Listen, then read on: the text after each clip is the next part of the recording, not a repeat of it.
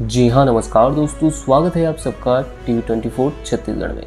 तो जी हाँ दोस्तों, खरीफ विपणन वर्ष 2023-24 में समर्थन मूल्य पर धान एवं मक्का उपार्जन हेतु किसानों का पंजीयन सहकारी समितियों के माध्यम से किया जा रहा है। और इसके तहत पहले राज्य शासन के निर्देशानुसार जो पुराने किसान हैं जिन्होंने पिछले वर्ष धान की बिक्री है वो की थी, तो उनके रकबे आदि में संशोधन के लिए 30 सितंबर 2023 है वो निर्धारित किया गया था। तो जी हाँ, जो किसान अपने रकबे आदि में संशोधन करना चाहते हैं, अगर उन्होंने नई ज़मीन ली है या अपनी ज़मीन का विक्रय किया है, तो 30 सितंबर तक अपने रकबे में संशोधन है वो कर सकता था।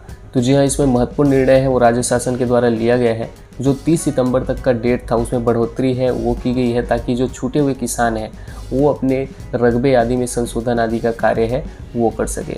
अन्यथा जो किसान की पुरानी जानकारी है, जो पिछले वर्ष का डेटा है, उस आधार पर किसानों का जो डाटा है वो कैरी फॉरवर्ड है वो कर दिया जाएगा। तो जी हाँ दोस्तों, अगर आपके फसल के रकबे आदि में कोई संशोधन हुआ है तो 15 अक्टूबर से पहले अपने रकबे आदि में संशोधन है वो कर सकता है। तो पहले 30 सितंबर डेट है वो निर्धारित किया गया था, जिसमें बढ़ोतरी करके 15 अक्टूबर है वो रखा गया। तो इस तिथि तक आप अपने फसल के रकबे आदि में अगर संशोधन करना चाहते हैं तो कर सकते हैं। वैसे तो पंजीयन की जो अंतिम तिथि है वो 31 अक्टूबर निर्धारित की है, यानी कि 31 अक्टूबर तक किसान है वो अपना पंजीयन है वो करा सकता है।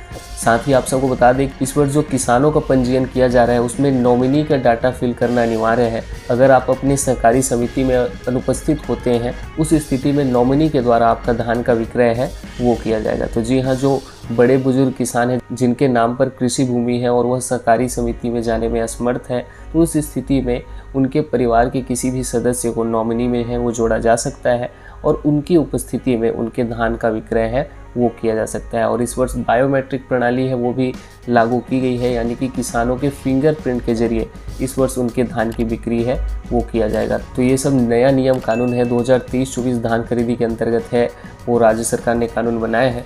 और साथ ही आप सबको किसानों के पंजीयन के हेतु अगर फॉर्म के डिटेल्स वगैरह कैसे आपको भरना है, उसके लिए आपको वीडियो का लिंक नीचे डिस्क्रिप्शन में मिल जाएगा। उस आधार पर आप अपना पंजीयन फॉर्म है वो भर सकते हैं।